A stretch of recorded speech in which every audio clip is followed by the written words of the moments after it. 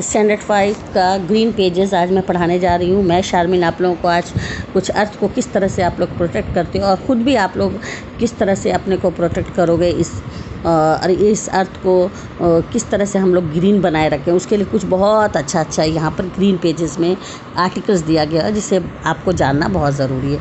सबसे पहले तो ये रस्किन बॉन्ड है जिसने ये बहुत अच्छे से पोएम लिखा है, जंगली फूल यानी वाइल्ड फ्लावर्स। ये जहाँ तहाँ अपने आप ग्रो कर जाते हैं, beneath the rocks, cool shady places में, हिडन स्प्रिंग में, और ये अर्थ को पे बिल्कुल फ्री होके ग्रो करते हैं। तो ऐसे वाले पौधों को हम लोग को प्रोटेक्ट करना चाहिए, और क्योंकि अगर ये नहीं होगा तो फिर हमारा एनवायरनमेंट का जो ये है वो सरवाइव नहीं कर पाएगा, प्लांट वगैरह। तो ये बहुत ही इंपॉर्टेंट चीज़ है, इसे आप लोग देखिए। Wild flowers grow best in out of the way places, in cool shady covers, beneath the rocks, near hidden springs. It will be a bleak sort of world if wildflowers are no longer able to grow free on our earth. I will protect the flowers. Protect कीजिए flowers को, है ना। ये आपके environment cycle में बहुत ही help करते हैं। दूसरा है नेचर नोट्स।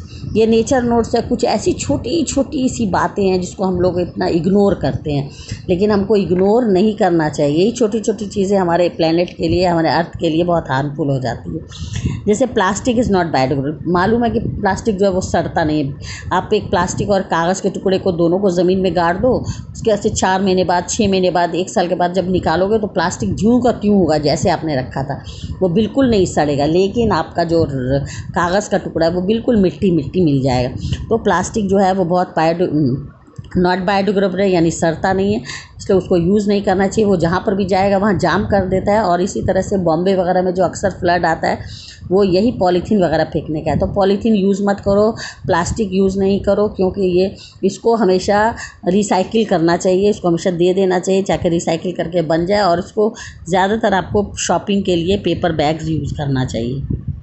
दूसरा पॉइंट है सेव वाटर। पानी को जब लोग ब्रश करते हैं तो बेसिन का पानी वैसे ही खुला रखते हैं, पानी ऐसे ही वेस्ट हो रहा है, तो वो नहीं करना चाहिए। जब आपको कुल्ली करना है तभी नल खोलिए, वैसे पानी को सेव कीजिए, क्योंकि हमारे लिए बहुत ये प्रीशियस सोर्स है। जब हमें हाथ मुँह धोना तभी हमें टर्न ऑन करना चाहिए टैप को, अदरवाइज़ हमें उसे क्लोज रखना चाहिए टैप को।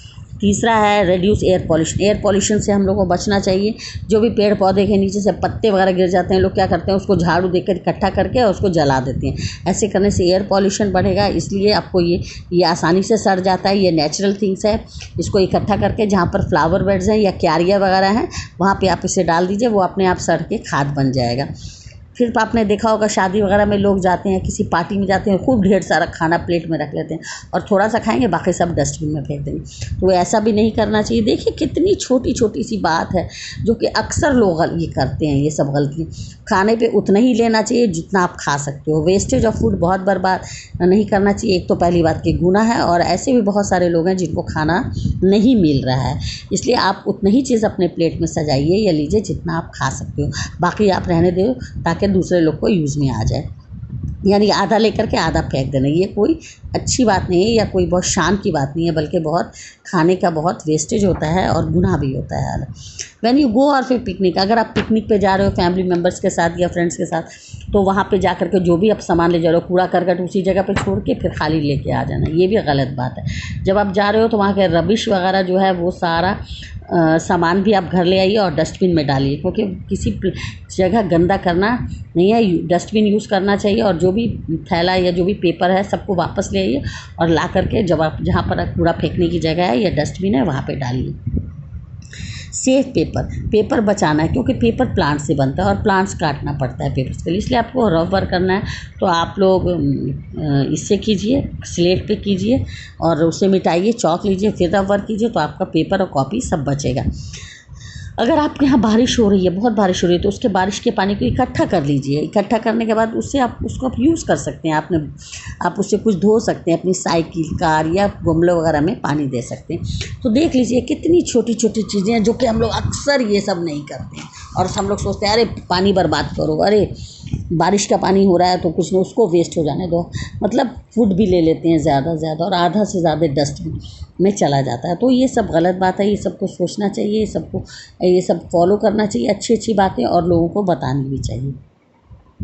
फिर आप यहाँ पे आ जाइए नेचर केयर। ये आपको बताया गया कि आपका कभी हाथ वगैरह जल जाता है तो उसको जलने के बाद तुरंत ठंडे पानी के नीचे रखिए, तो इससे क्या होगा कि आपका हाथ में फफोला नहीं पड़ेगा। और उसमें या तो शहद लगा लीजिए और या उसमें आटा को जैसे गूँथते हैं वो लगा लीजिए, या आप आलू या प्याज को काट के रगड़ लीजिए। अगर आप बैठे हुए हैं, अगर आपको मधुमक्खी काट लेती है या कोई इंसेक्ट आपको उड़ते उड़ते काट लेता है और उससे आपको लगता है बहुत जलन टाइप का होता है, तो कुछ घबराना नहीं है, पैनिक नहीं होना। बस किचन में जाइए, आलू काटिए, प्याज काटिए, उससे रगड़िए। शहद हो गई, हर घर में होता है शहद वगैरह, वो सब रगड़िए, उससे आपका पेन भी कम होगा और उसके जर्म्स वगैरह भी हो जाएंगे।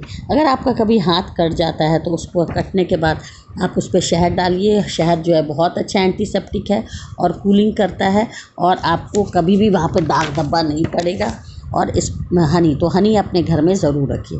और हनी हमारे लिए बहुत इंपॉर्टेंट है। गले में कभी ख़राश होती है तो आप अदरक ले लीजिए, जिंजर को काटिए, उसको शहद में डुबोइए और उसको चूसिए। जिस तरह से टॉफ़ी वगैरह चूसते हैं उस तरह से चूसिए और देखिए आपका गला ठीक हो जाएगा। नहीं है ठीक हो रहा है तो आप लोग चाय बनाइए, उस चाय में लौंग, इलायची, नमक, गुड़, सबको, पुदीना, सबको डालिए, बॉईल कीजिए और गरम गरम वो पीजिए। देखिए आपका गले का दर्द या गले की ख़राश सब सही हो जाएगा। तो ये सब कितनी छोटी छोटी बातें हैं जो कि साइंस हमें बताती है। साइंस बहुत इंटरेस्टिंग सब्जेक्ट है, हर चीज़ आपको बताएगा, कैसे उठना चाहिए, बैठना चाहिए, क्या खाना चाहिए, क्या मैनर है। तो इसको फॉलो करो तो आप पता चल जाएगा कि हाँ भाई ये एक पढ़ा लिखा बच्चा है और इसको सब कुछ मालूम है। डस्टबिन पे फेंकना, ये सब हर चीज़, ये सब चीज़ बहुत फॉलो करता है। फिर हम लोग कल पढ़ाएंगे ozone hole, acid rain, nature's friend और रेन फॉरेस्ट। ये कल बताएंगे, आज इतना ही। और ये सब पढ़िए और उसके बाद से ये ख़त्म हो जाता है। ओजोन हॉल क्या है, एसी ड्रेन क्या है, एक बार आप पढ़िएगा, कल हम इसको आसानी से समझा देंगे, समझ में आ जाएगा। Till then bye, take care.